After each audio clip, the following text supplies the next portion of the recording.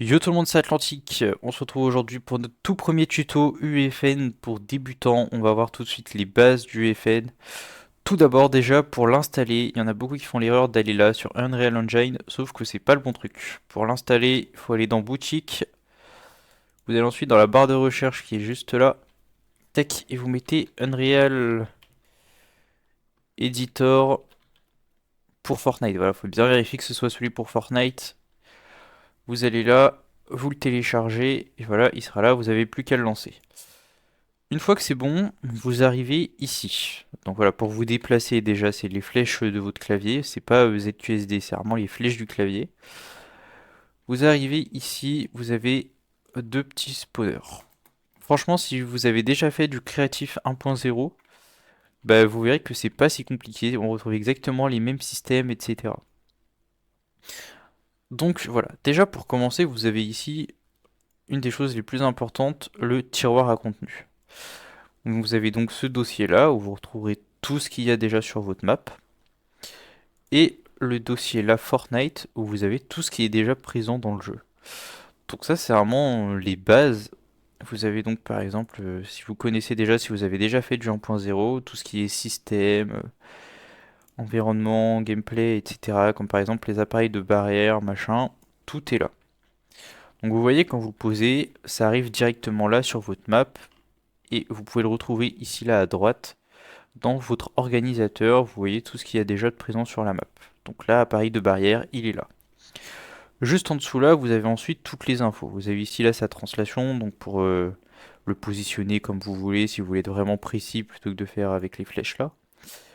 Vous avez également tous ces paramètres, donc la taille de la barrière, sa profondeur, etc. Quand est-ce que vous voulez qu'elle soit activée, machin. Voilà, absolument tout est là. Également, par exemple, pour vous montrer la logique, on va prendre un bouton. Tac, alors attendez, les boutons, vous voyez, c'est pas dans l'appareil, donc il me le montre pas. Vous allez là, vous prenez le bouton, vous le positionnez. Donc là, vous avez votre bouton, votre barrière. Tac. Et par exemple, je veux que la barrière, elle s'active que quand il y a le bouton. Donc ce que je fais, je mets activer pendant la phase aucune. Comme ça, la barrière ne s'activera pas toute seule. Et là, je rajoute activer la barrière. On met un petit plus. On prend ça et on sélectionne le bouton. Comme ça vous le met là et à l'interaction. Comme ça, quand vous appuyez sur le bouton, bah, ça vous activera la barrière. Voilà, c'est vraiment pour vous que vous compreniez la logique de l'UEFN. C'est vraiment comme le 1.0 de base, quoi.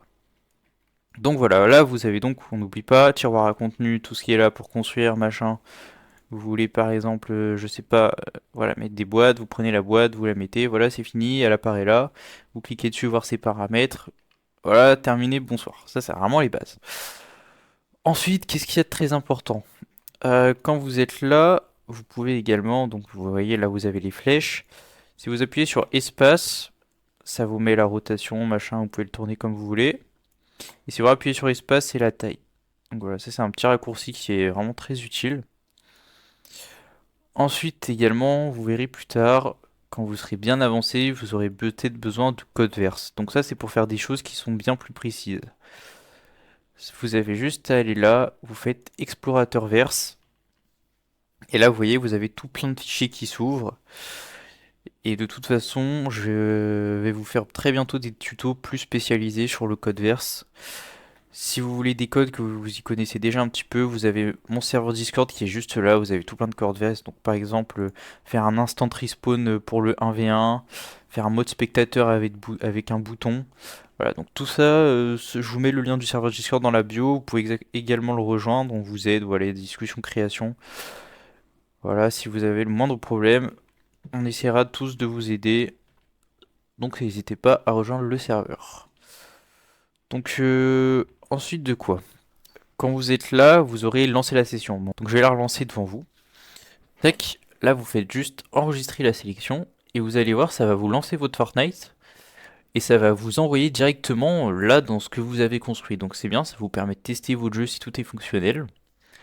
Et vous allez voir que c'est aussi très utile si vous êtes plus à l'aise avec le 1.0. Donc c'est parti, on attend la fin du chargement. Vous pouvez voir là, ça a lancé, tous les projets sont à jour. C'est en train de lancer. Et c'est parti, on se retrouve directement dans le jeu. Sauf directement donc dans le jeu qu'on a créé juste avant. Pour vous montrer l'exemple, du coup, vous voyez vraiment, on est dans la partie, vous vous rappelez de la petite barrière qu'on a fait qu'elle soit pas activée en jeu, mais qu'elle soit activée dès qu'on appuie sur le bouton. Donc là, j'appuie, et voilà, comme vous pouvez le voir, elle apparaît. Donc voilà, ça c'est vraiment pour vous expliquer le fonctionnement de vraiment de base, quoi. Donc voilà, une fois que vous êtes là, vous êtes dans votre jeu. Une fois que bah, c'est bon, tout fonctionne, ou voilà, si vous voulez rajouter des choses, vous faites arrêter le jeu tout simplement. Et vous allez voir tout simplement que l'on est dans le 1.0. Donc vous pouvez avoir UFN d'un côté, donc juste cela, et en même temps, ici là, avoir le 1.0. Donc là vraiment vous pouvez construire ce que vous voulez, comme d'habitude vous avez le menu machin. Donc si vous êtes plus à l'aise, vous pouvez aussi construire là en parallèle. Voilà, regardez, tac. Et regardez, un truc qui est incroyable, je prends le baril, je le pose là. Si je retourne sur UFN, vous allez voir qu'il est apparu là. Donc voilà, vraiment au début, moi c'est ce que je faisais, je lançais UFN, je lançais la session machin, et je construisais là directement sur le 1.0 vu que bah, j'étais plus à l'aise avec ça. Et voilà, vraiment c'est rien ne change. Donc voilà, sachez que les deux sont liés. Donc pour au début, pour apprendre, c'est peut-être mieux d'utiliser le 1.0 directement dans UFN, comme ça vous faites les deux en même temps. Et puis bah voilà, après de toute façon vous verrez qu'au fil du temps ça devient plus rapide de tout faire directement dans UFN. Mais voilà en tout cas pour les toutes bases. Donc maintenant je vais vous montrer également comment publier votre map quand vous aurez tout fini, tout setup. Vous avez juste à aller là dans projet, vous faites lancer le calcul de la mémoire, calculer, vous enregistrez, tac, vous allez voir donc là vous avez le chargement, petit chargement, il y a beaucoup de chargement dans UFN malheureusement ça fait perdre beaucoup de temps. Tac, donc là vous voyez ça m'a créé un code de version, vous avez juste à faire terminer, ça vous lance directement votre lanceur, et attendez avant déjà regardez vous avez ici le calcul de la mémoire qui est en train de se faire, donc tant que ça c'est pas fini, c'est pas la peine d'aller voir la page Google que ça vous a lancé. Donc là tac, comme vous pouvez le voir ça va finir de calculer la mémoire, donc on fait tac, on ferme ça. Vous pouvez retourner sur la page Google que ça vous a lancé et vous voyez que vous arrivez directement sur votre page de Creator Portal. Donc pour publier, évidemment, il faut avoir un code créateur. Vous avez juste à faire créer une version.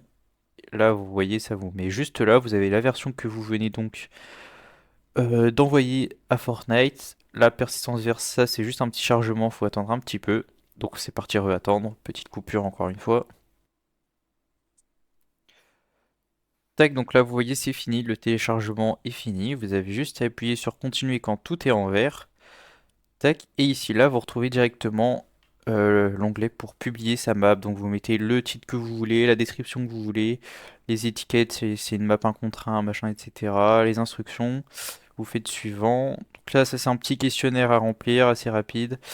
Et bon je vais pas le faire donc je peux pas vous montrer la suite, mais voilà vous avez juste à mettre la miniature, le background si vous voulez, etc.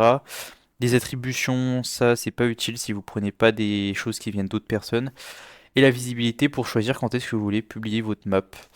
Donc voilà, c'est aussi simple que ça. J'espère que bah, ce petit tuto vraiment débutant vous aura plu et que ça vous aidera déjà au moins à vous lancer. Donc voilà, c'était Atlantique. N'hésitez pas à rejoindre le Discord qui est dans la bio si vous avez le moindre problème, besoin d'aide ou des questions. Et on se dit à la prochaine.